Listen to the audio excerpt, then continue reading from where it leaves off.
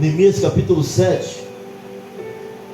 Sucedeu mais que depois que o muro foi edificado, eu levantei as portas, e foram estabelecidos os porteiros, e os cantores e os levitas. Eu nomeei Anani, meu irmão, e Ananias, maioral da fortaleza sobre Jerusalém, porque era homem fiel e temente a Deus mais do que muitos. E disse-lhes: não se abram as portas de Jerusalém até que o sol aqueça. E enquanto assistirem ali, feche as portas e vós trancai-as, e ponham-se guardas dos moradores de Jerusalém, cada um na sua guarda, e cada um diante da sua casa. E era a cidade larga de espaço e grande, porém pouco povo havia dentro dela. Ainda as casas não estavam edificadas. Vamos orar ao Senhor. Pai querido, eterno Deus, nós te louvamos mais uma vez, agradecemos e glorificamos o teu nome aqui nesta noite. Nós já oramos a ti, já cantamos louvores neste lugar, já nos humilhamos e reconhecemos, Senhor, a tua grandeza e o quanto nós somos pequenos diante de ti. Mas agora é o momento da tua palavra, Senhor. Que o Senhor possa trazer neste lugar as mentes, me quebrando, me coloco, Senhor, à tua disposição do teu Espírito, e que já não seja eu, mas o teu Espírito agindo através da minha vida. Que os ouvidos se abram e os corações também, Senhor, e haja um bom ânimo em ouvir e entender a tua palavra nesta noite. Assim nós oramos, repreendemos tudo aquilo que não provém de ti, toda ação contrária à tua vontade caia diante do teu poder, toda mente, Senhor, vazia, flutuante, seja trazida a este lugar para a honra e glória do teu nome. Assim nós oramos e te agradecemos, no nome de Jesus, amém e amém. Podem sentar, nós glorificando e exaltando o nome do Senhor. O domingo à noite, irmãos, eu levei uma palavra ali para quem estava ali orando conosco no Ministério de Louvor, e eu fiz aí uma menção ao músico. O músico, é interessante que ele vai aprender a teoria. Todo músico, ele vai aprender a teoria, e o que vai fazer ele crescer como músico, porque no músico a gente não vai olhar para o quanto ele sabe de teoria, mas o quanto ele vai fazer na prática. Às vezes a gente não está preocupado com o quanto ele sabe da teoria, mas o quanto ele sabe na prática. O que vai fazer ele crescer é a capacidade que ele tem de pegar a teoria. Quando pegar um instrumento na mão, ele consegue converter o que ele aprendeu na teoria para a prática. E é justamente isso que nos faz crescer como povo de Deus, como servo no dia a dia. Sabe, a gente pode saber o Salmo 91 de cor, o Salmo 33 de cor, mas aquilo que eu trago desta palavra que eu leio para a minha vida é o que vai fazer a diferença para aqueles que estão à minha volta e para a minha vida também. Nós vamos ver que os pastores de antigamente não tinham muita teologia, não, irmãos. Já não. Mas o pouco que eles sabiam, eles aplicavam. E aí a forma de orar é diferenciada. A presença de Deus na vida é diferenciada. Por quê? Porque eles ouviam pessoas, inclusive, que nem sabem ler, de uma fidelidade com Deus impressionante, semi-analfabetos, pessoas que não sabiam falar ou se expressar, mas quando oravam, quando abriam a boca, e eu falo algo no passado, porque a nossa geração talvez tenha uma geração que vomita teologia, mas tem dificuldade em viver a palavra. Pastor, está falando dos mais jovens? Não, ou da geração inteira. A gente sabe muito onde está escrito, a gente tem jargão que a gente fala que nem escrito está, nunca teve em lugar nenhum. O cair do homem, mas o levantar é de Deus. Está escrito aonde esse negócio? A gente aprende isso. A gente entende que pela história do homem com Deus, o homem sempre caiu e quem levantou? Mas a gente fala, está escrito, mas não está escrito. Então a gente tem muito disso na nossa caminhada. Mas a prática, praticar dia, viver isso, é o que vai fazer muita diferença na nossa vida. Sabe, nós vamos ver pessoas que de repente entraram no Evangelho ontem, falta muito para aprender, mas já começou a aplicar no dia a dia.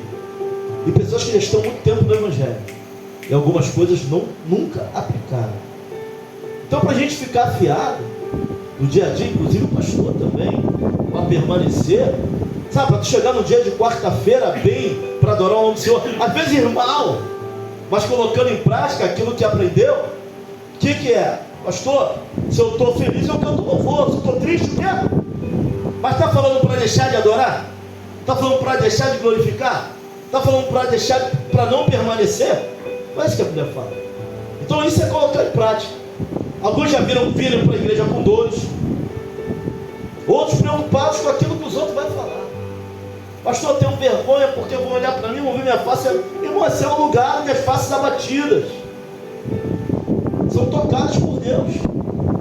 Esse é um lugar para estar. Não é só quando a gente está sorrindo, não, até isso a gente aprende com a palavra. Por quê, pastor, o senhor está dizendo isso?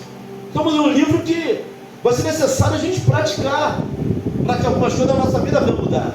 Senão não muda. Você vai olhar da janela, pastor, mas a palavra não volta vazia. A palavra que a gente ouve, que a gente guarda, não volta. Se pratica, muda a nossa vida. Por que a gente chegou até aqui? Deus nos impulsionando a praticar o que? A sua palavra. Ontem, eu estava conversando com uma pessoa, ela falou assim: olha, pastor, pelo que tu passou, pelas coisas que o senhor passou, era nem para o senhor estar na presença. Isso é coisa que dá para se desviar. Mas o que a Bíblia diz? Que nem o mal do presente, nem do futuro, nem principados, nem potestades, nem aquilo que eu nem conheço e ainda vai vir, poderá nos separar do amor de quem? É isso que a Bíblia diz. E quando a gente pratica isso, você pode ser injustiçado, apunhalado, difamado, pode te jogar para o alto e até fazer pouco do que Deus tem na tua vida. Mas você vai permanecer praticando a palavra. Olha para alguém e fala assim: não é fácil praticar a palavra. Não é fácil. Sabe, irmãos, é mais fácil chegar aqui, uma palavra que incendeia, bota fogo em todo mundo, mas de repente você amanhã não lembra nem o que foi pregado. Mas se a palavra te confronta, pode ser com fogo, com poder, com poder, mas se te confronta, você lembra. Nem que saia daqui batendo o pé. Mas o que é de Deus, não adianta. Ele vai confirmar com o tempo. Então nós aprendemos com o livro de Neemias, que ele estava na fortaleza, quando ele ouviu falar que o povo estava em grande miséria. Pelo um dos seus irmãos, Hanani, vai chegar a notícia a Neemias. Ele vai ficar angustiado, ele vai ficar abatido, ele vai chorar e tudo. Mas Neemias vai buscar a presença de quem? Do Deus dos céus. Através de quê? Excluído da presença de Deus? Saindo para não ouvir? Não. Pelo contrário, ele vai se voltar para Deus. Então nós aprendemos na primeira semana que, independente do nosso estado emocional, é necessário se voltar para Deus sempre. Está triste? Ora. Está feliz? Cante louvores. Está triste também? Canta. Está feliz também? Ore. Mas permaneça na presença. Nós aprendemos que o nosso estado emocional não pode superar a nossa adoração e a nossa permanência em Cristo. Tem dias que eu não estou bem, tem dia que eu não quero comer. Mas se eu não comer, eu morro. Tem dia que você não quer orar, mas precisa orar. Tem dia que você não quer nem pegar, e às vezes vai ler a palavra, dá até sono. Vai ver uma série, vai até de madrugada. Mas isso é hábito. Ou começamos a ler a palavra, entender, ou não vamos durar muito tempo na presença do Senhor. Porque não tem fogo sem lenha. Ou seja, para ter fogo tem que ter lenha. Então Neemias não se preocupa com isso. Ele vai buscar o Deus dos céus. Nós aprendemos também ao longo dessas, eu acho que é a quinta ministração ou quarta, sobre o livro de Neemias, que oração sem posicionamento é a fuga da realidade. Pastor, eu estou orando 5 anos, nada mudou. Nem vai mudar, se posicionou. Deus está mostrando o que fazer, mas tem que ter coragem para fazer. Sabe por que cada vez que eu faço algo que Deus está mandando, eu posso estar passando por cima do plano natural, eu posso estar passando por cima dos meus sentimentos, eu posso estar passando por cima daquilo que eu acho certo, mas não tem a ver com aquilo que a gente acha. Para crescer na presença do Senhor, irmãos, tem a ver com aquilo que Ele quer para a nossa vida, com a direção que Ele está dando. E de repente a direção que Ele está dando é tu pedir perdão.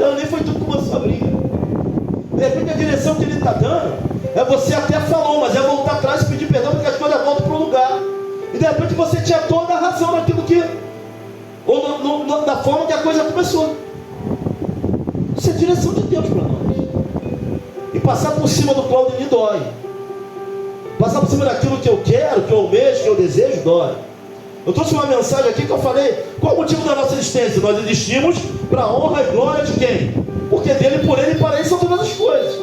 E aquela pessoa que ela já fica resistente a ouvir isso, é porque está um pouco longe daquilo que Deus tem. E até mesmo do propósito dele. Nós temos que estar dispostos a obedecer e a fazer a vontade do nosso Senhor. Neemias não chorou. Na primeira oportunidade ele vai conversar com o rei Artaxerxes primeiro, e vai pedir cartas, e vai ganhar o favor do rei porque ele orou. Porque ao mesmo tempo que nós aprendemos que oração sem posicionamento é fuga da realidade, você está orando, mas não se posiciona. Se posicionar sem orar é autossuficiência. Alguém que toma atitude e não conversa com Deus, ele é o quê? Ele é autossuficiente. Ele resolve tudo na força do seu braço. É por isso que antes das atitudes nós precisamos o quê? Orar. E orando, Deus vai abrir um caminho. Neemias vai fazer isso tudo. E nós vimos também que foram 120 anos de muros vendidos e portão queimado. E que Neemias, diante do Senhor, resolveu isso em 52 dias. Olha como alguém que ora e se posiciona. E ouvimos também que uma pessoa comprometida com Deus, disposta a sair da sua zona de conforto e fazer aquilo que for necessário, não há nada tão difícil que Deus não possa resolver. Que é isso, pastor? Nós vimos. Nos transformar 120 anos em 52 dias. Ele edificou o muro, colocou os portões. Mas aí tem o início. Nós pregamos na quarta passada sobre o confronto. Neemias enfrentou Sanbalate, Tobias mandando carta, tentando entrar no meio deles, tentando congregar com ele, tentando tirar ele da obra, tentando fazer ele descer. O diabo está aí para isso, irmão, usando pessoas, levantando circunstâncias, levantando situações para que você não ore, para que você não permaneça, para que você não continue onde Deus te colocou. Olha para alguém e fala assim: não desça se Deus não te mandou descer. Tem gente que já até desceu, ficou chateado e desceu. Não leva mal não, leva mal não. Se alguém te chateou e você já desceu, então a tua forma de ver o que Deus tem na tua vida é muito frágil. É para permanecer. Nós vimos no livro dele que ele escreveu foi 5 vezes. A última carta foi uma carta aberta que era para ser lida publicamente, falando que Neemias se sentia, queria se colocar como rei, como cara. Hoje viver a palavra, irmão, você vai olhar para a gente e ele acha que é o quê? Está pensando que é o quê? Cheio de altivez, é só você querer fazer o que é certo. Vai ter um montão te apontando, porque hoje o certo é fazer o errado, não é fazer o certo. O errado virou certo e o certo virou errado. Então se você quer se consagrar a Deus, você não serve, você não presta. Eu vou falar uma coisa, irmão: se o jovem da igreja é muito santo, até quem está dentro da igreja desconfia dele. Esse jovem é santo demais. Não é possível. Tem alguma coisa errada com ele, tem alguma coisa errada com ela. Porque as coisas estão ficando relativadas e sendo invertidas. Neemias vai enfrentar isso tudo. Nos vendo o livro de Neemias enfrentando, mas vai chegar um momento que ele já está no momento do confronto. Sabe, ele não é soberbo para achar que ele é alguma coisa. Ele vai falar para Deus: Senhor, esforça as nossas mãos. Sabe, Deus já começou a obra na nossa vida, mas tem um momento que o confronto ele é mais acirrado. E tu não tem que ter vergonha de voltar atrás e falar: Senhor, esforça as minhas mãos. Por que esforça? Porque a peleja está travada, porque o negócio está difícil. No ápice do confronto, Neemias já estava orando e jejuando dentro da fortaleza de Suzã. Mas no ápice do confronto, irmão Silvio, ele faz uma oração. Senhor, querem nos atemorizar, querem botar o medo do nosso coração. Aquele povo lá é povo rebelde, aquele povo lá não presta, estão nos difamando, querem nos atemorizar. Mas sabe, irmãos, que estão falando da gente, sabe como é que a gente dá a resposta para quem está falando da gente? Através dos frutos que nós vamos dar. Não tem que estar discutindo nada não, irmão. Deixa quem quiser falar, não liga não, faz o que Deus mandou fazer. Não para, não desce do muro, não desce da obra. A resposta é continuar adorando o nome do Senhor, e eles verão. Ninguém vai dizer: por que eu largaria essa tão grande obra para terem contigo no vale? Vemos e congreguemos, quer até se aproximar, para arrebentar com tudo. Mas aprendemos que ficar firme em Deus é a melhor solução. Estão falando mal de você, você virou chacota, não tem problema não. A melhor resposta é permanecer no Senhor. Deixa que os frutos falarão por nós. Neemias vai fazer isso tudo. Mas o que mais me impressiona é que antes ele ora. Durante o confronto, ele toma posicionamento. Você vê que ele orou, e agora a ferramenta numa mão e a arma na outra. Fala assim: vamos ficar perto, estamos muito longe do muro e um dos outros. Mas quando ele consegue edificar o muro, aqui no capítulo 7, quando as portas já estão no lugar, ele não tem uma atitude de alguém que se titula alguma coisa. Pelo contrário, Neemias, ele vai chamar quem? Quem é que ele vai botar como líder? Hanani. Hanani, o irmão dele. Quem é Hanani? É o mesmo do capítulo 1, que chegou para Neemias e foi falar. Neemias pergunta e ele dá uma visão detalhada de como estava o povo. Que ele vai botar para liderar alguém que tinha visão. Sabe, quem não tem visão não tem como estar na frente de nada não. Hanani é alguém que já tinha visão. E ele não só trouxe o problema para Neemias, ele continua com Neemias. Sabe, alguém que tem visão não é alguém que só que traz o problema não. Alguém que tem visão, alguém que ajuda a resolver o problema. Pastor, a igreja está assim, está assada. Amém, irmão? Está orando comigo? Estou orando com o Senhor, estou jejuando pela igreja. É isso. Hanani não era alguém só que mostra e fala para Neemias como estava a situação do povo, não. Ele é alguém que agora, para assumir, ele está assumindo liderança. Sabe, quem tem visão, Deus tem obra e tem projeto também, irmãos. Mas não é alguém que só mostra o problema, não é alguém que ajuda a resolver o problema.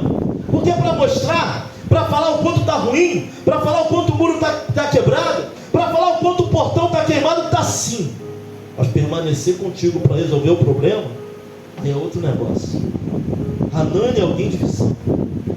Pessoas de visão são pessoas que Deus vai levar além. Pastor, o senhor está falando, não estou não. Davi era um jovem de visão. Davi vai chegar no campo de batalha. Davi nunca lutou contra gigantes. Vai falar assim: o que o rei dará para quem destruir aquele incircunciso? Porque Golias era gigante para quem não cria em Deus. Para quem acreditava em Deus, Golias era endemoniado.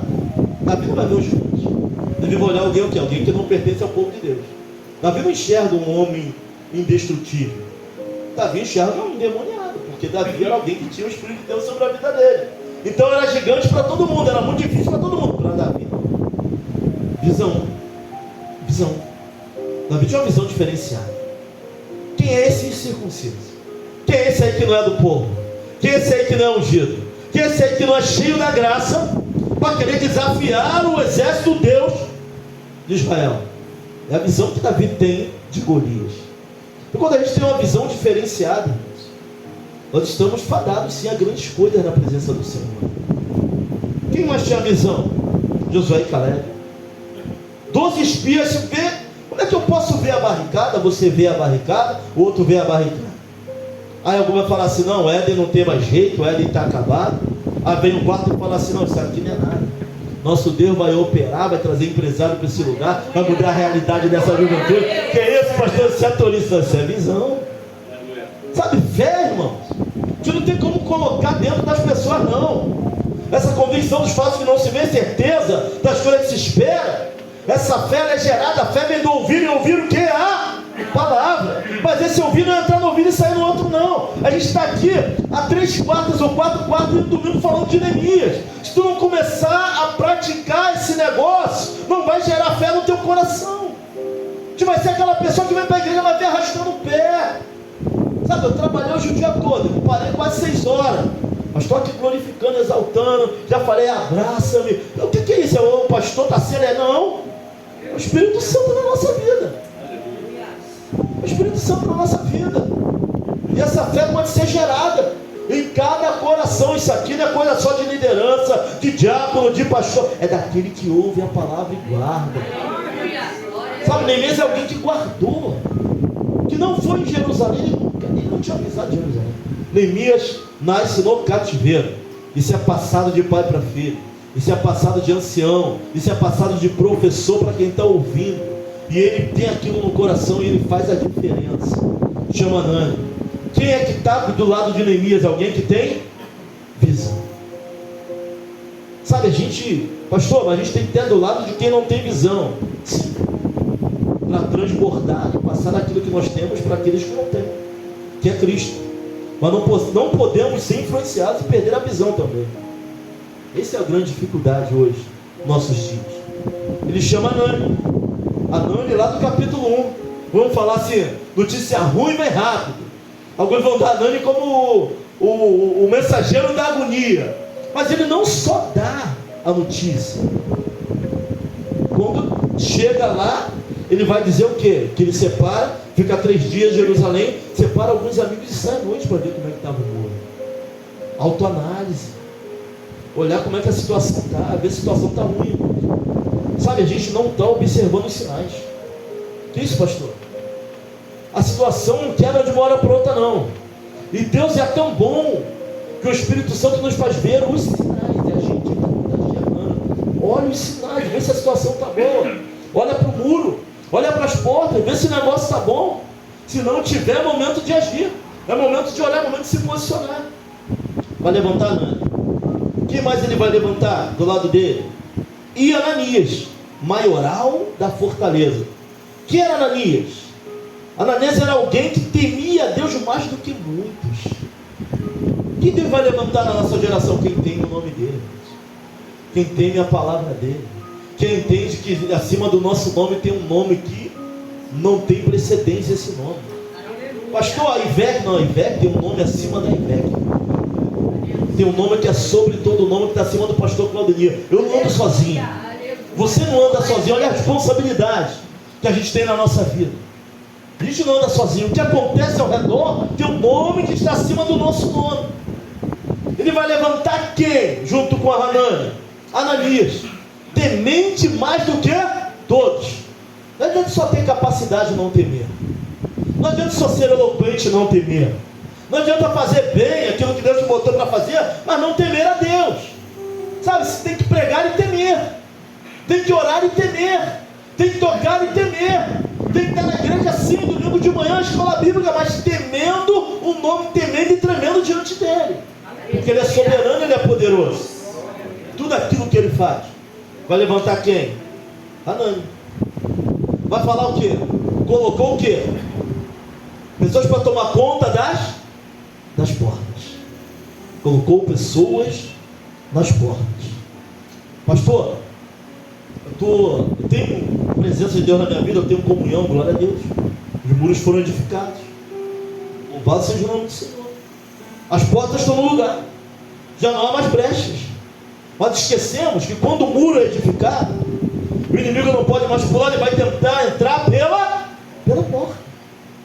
Sabe o que Jesus vai falar lá no Getsemane? No final do discurso de Jesus, ele vai falar assim para os discípulos: vigiai e orai, para que não entreis em tentação. O espírito está pronto, mas a carne é fraca. Tem que ter porteiro na porta. O muro pode até ter edificado, as portas podem até estar no lugar. A igreja não tem unção de juiz, esquece isso. O último juiz de Israel foi Samuel. A unção que está sobre a igreja é de atalaia. Quem era os atalaias? Aquele que estava na parte mais alta do muro, olhando, vigiando, o inimigo está chegando. É para falar que o diabo ainda é letal, Jesus está voltando e a igreja precisa vigiar. São os atalaias. Mas julgar não. A igreja não tem unção de juiz. Isso não pertence à igreja. Mas a unção de atalaia, de vigia, daquele que está pregando ao rei está voltando. Consertai as veredas. Vós que sois de ânimo mudou, limpai vossos corações, porque o rei está voltando. É a unção que está sobre a igreja. Ele vai falar, ele colocou o pessoal para tomar conta das portas. Olha para alguém e fala assim: ó, toma conta das portas.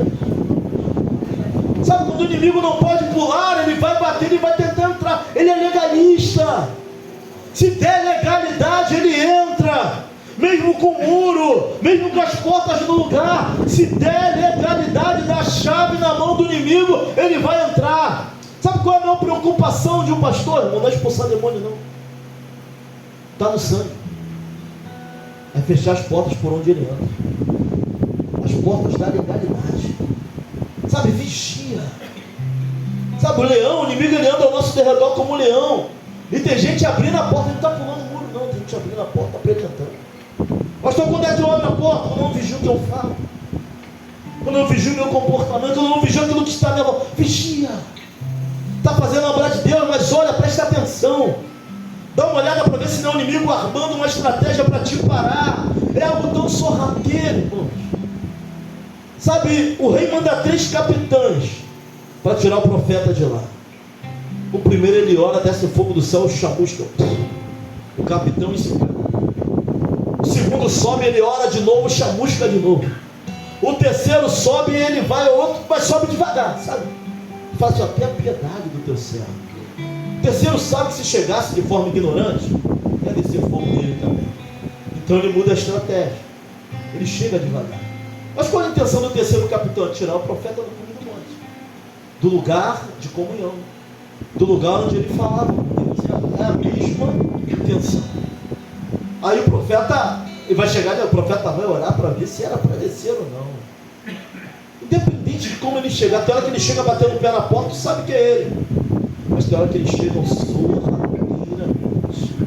É necessário ter gente no portão. É necessário o porteiro estar vigiando. Sabe, edificou, glória a Deus. Pastor, a minha fé hoje está edificada, eu entendo, independente, mas é necessário o porteiro estar vigiando o portão. O inimigo está batendo a todo momento. Quando não manda carta, quando não te faz descer, vai querer entrar. Por que o muro? Porque o muro vai apontar justamente para essa questão a porta é autoridade, o muro é vigilância. Mesmo tendo autoridade, o porteiro tem que estar onde? No portão. Bateu quem é? Só vai entrar se tu deixar entrar. Sabe o que Deus vai falar para Caim antes dele matar Abel? Caim, por que desfaleceu o seu semblante? Se permanecer porventura não serás assim? O pecado jaz à porta. Porteiro. Fala para alguém assim, porteiro. Fala para ele, o pecado jaz à porta. Mas cabe a ti dominar. Isso que ele vai falar para ti. Porque nós temos o Espírito Santo em nós, irmãos. E por mais que seja difícil ou duro, nós já temos a condição, ele nos dá a condição de não abrir a porta, se necessário for. Vai botar porteiro na porta. Vai falar assim, ó, abra, fecha, tem hora para abrir, tem hora para fechar. Até vós, os moradores da casa, agora vai chamar, dentro da cidade, o muro tinha sido edificado, a porta, mas as casas não. Que isso, pastor? Tem hora que a gente edifica os muros, sabe? Coloca a porta, mas a nossa casa não está edificada. Como é que pode isso? Morava pouca gente dentro da cidade, os muros já tinham sido levantados, as portas estão, mas as casas não. Quando a gente levanta muro, mas a casa não está edificada. Quando a gente bota os portais, mas a casa tem a ver com a nossa individualidade. A casa tem a ver com a nossa família. A casa tem a ver com o que eu sou. Tá? Levantei muros, tá? Estou fazendo a obra. Levantei soldados nos portões. Mas também é necessário edificar a casa. Aquilo que está dentro do... Para que tu vai levantar um muro? Para defender aquilo que está dentro. Mas aquilo que está dentro tem que ser edificado. Não sei que muros você tem levantado. Se eu fosse botar o nome aqui do propósito, eu ia botar reedificando os muros. Mas nós acabamos fazendo um propósito sem nome, sem nada. Às vezes você levanta o muro, bota as bases. O que está dentro? Você está defendendo até do que está fora. Mas o que está dentro não está edificado. Quando Deus fala muito ao meu coração, tem que edificar as casas dentro dos muros também. Não é só os muros. É só botar o portão. Neemias vai falar que as casas ainda não tinham sido edificadas. mas falou para guardar, edificado ou não. Ainda não tem a estrutura que tinha que ter, mas tem que tomar conta. Tem que guardar e edificar. Tem que edificar e guardar. Tem muro? Glória a Deus. Pastor, não é qualquer coisa que me tira, me faz descer. Glória a Deus. Coloquei os portões. Glória a Deus. Mas a casa está edificada? Edifica a casa. Edifica o que está dentro. Sabe? Reconstrói. Deixa firme para a honra e para a glória do Senhor. Aleluia. Versículo 8. Que a gente possa nos assentar à mesa. Ele pediu Esdras para abrir o livro na praça pública. O que era Esdras? É aquele que veio antes de Neemias. Esdras, o reformador, escriba. Quem vai ler o livro? O sacerdote. Neemias não pega o livro para ler, porque Neemias não era sacerdote. Me ver alguém que, apesar do sucesso, sabia o seu lugar. Sabe, o capítulo 8 me mostra alguém que, apesar de ter feito a diferença, não vai pegar o livro para ler. Vai falar que ele estava no lugar alto. Vai falar que o povo ouvia a palavra. Quem que estava dando a palavra? Era o escriba e sacerdote. Que era Neemias. Neemias veio como um governador, mas não era escriba e nem sacerdote. E apesar do sucesso com Deus, apesar de tudo dar certo, ele sabia quem ele era. Ele sabia o seu lugar dentro do povo. Ele sabia o seu lugar na congregação. Ele sabia o seu lugar na família. Quem está lendo é Esdras. Quem está ensinando são os levitas. Porque entre os levitas tinha os músicos. Músicos, talvez era a última classe dos levitas, de verdade. Vinha lá no final os músicos. Tinha os que oravam o templo, tinha aqueles que cuidavam das coisas santas, tinha os coatitas que levavam a arca na vara de ouro, eram os coatitas, uma ramificação da tribo de Levi. Os levitas vinham lá no final. E tem gente que tem música exaltada, acha que vai mudar o mundo, nossa adoração. Não, vinha lá no final. Lá no final. Mas Neemias sabia quem ele era dentro da casa. Esdras que está dando um ensinamento. E o povo começa o quê? A chorar. Se tu não se quebranta diante da palavra, o povo começa a chorar quando ele começa a ler sobre o que eles eram, sobre o que Deus fez eles ser, sobre onde Deus fez eles chegarem. Sabe, diante da palavra, nós como povo de Deus temos que nos quebrantar. Pastor, mas minha exortação veio batendo tudo. É a palavra. Tem que tocar no nosso coração. Tem que tocar no nosso íntimo. Quando eles começaram, não choreis. Hoje é dia de alegria. A alegria do Senhor é a nossa força. O que traz alegria para Deus quando eu me quebranto diante dele? Quando eu me quebranto diante da palavra dele, o Senhor se alegra. E quando ele se alegra, a força em nós. Quando eu volto atrás, quando eu reconheço quem eu sou, que eu reconheço que sem ele eu nada sou, quando eu reconheço que sem ele eu não posso chegar em lugar nenhum, quando apesar do meu sucesso, consigo entender quem o Walter é, quem o Lucas é, que eu sou dentro dessa obra. Quando eu choro, quando a palavra dele é pregada, quando toca o meu coração de forma diferente, a alegria do Senhor me fortalece. Quando eu sou quebrantado, quando eu me entrego, quando eu volto atrás, quando eu peço perdão, quando eu olho para o meu irmão com empatia. Irmão, Neemias é absurdamente. O que é empatia? Se colocar no lugar do outro. Neemias nem precisava entrar nessa guerra. Estava lá como copeiro do rei. Ele vai e entra numa guerra de uma cidade que ele nunca foi. Tem mais exemplo de empatia do que isso? Tem mais exemplo de empatia do que ele? Se esvaziou da sua glória, desceu, não mandou ninguém. Uma legião de principados, irmãos. Anjo é que não faltava para cumprir essa missão, mas ele não mandou ninguém, ele mesmo veio. O maior exemplo de alguém que se coloca no lugar, alguém que sofreu, alguém que chorou, alguém que andou como nós andamos, para que pudesse entender que nós somos, morreu no nosso lugar. Exemplo maior de empatia do que isso. Alguém que suporta um pastor com o microfone na mão pregando há 40 minutos. Alguém que é cego, surdo e nu, todo errado, que peca a todo momento, e tem a oportunidade de subir vir aqui poder pregar a sua palavra, que é mais exemplo de empatia do que isso. Já que o Léo falou, talvez você se ache um hotel 10 estrelas. Aí eu brinquei e falei, eu estou mais para a pensão da dona Joana. Eu conheci. O que é isso, pastor? Eu conheci. Misericórdia que nos coloca de pé. Sabe, aprendi muito com esse livro. Tem gente já praticando esse negócio. Todo mundo que pode sair entrando na tua adoração, na tua casa, no teu casamento, no teu jeito de ser. Sabe, o povo fala assim, olha, ele até prega direitinho, mas ele grita muito. Ou ele até prega direitinho, mas ele é muito devagar. Tá bom. Eu até respeito a tua opinião, mas não tem a ver nem comigo nem contigo. É aquilo que Deus colocou em nós. Você entende isso? Você entende isso? Não tem a ver contigo. Eu até respeito o que tu acha de mim, mas não tem a ver nem contigo nem comigo. É o que Deus colocou dentro de nós. Entendeu, Diácono Manso? Não tem a ver com os outros acham ou deixa de achar. Tem a ver com aquilo que ele é, aquilo que ele colocou em nós. Respeito. Glória a Deus, tá bom, é a tua opinião, louvado, mas mudar, se ele mandar, mudar, a gente muda. Se ele quiser mexer na essência, ele mexe. Pode entender que nós somos. Vamos sentar na mesa com o Senhor. Glorificar e exaltar o nome do Senhor Jesus. Já não fala, me ajuda aqui.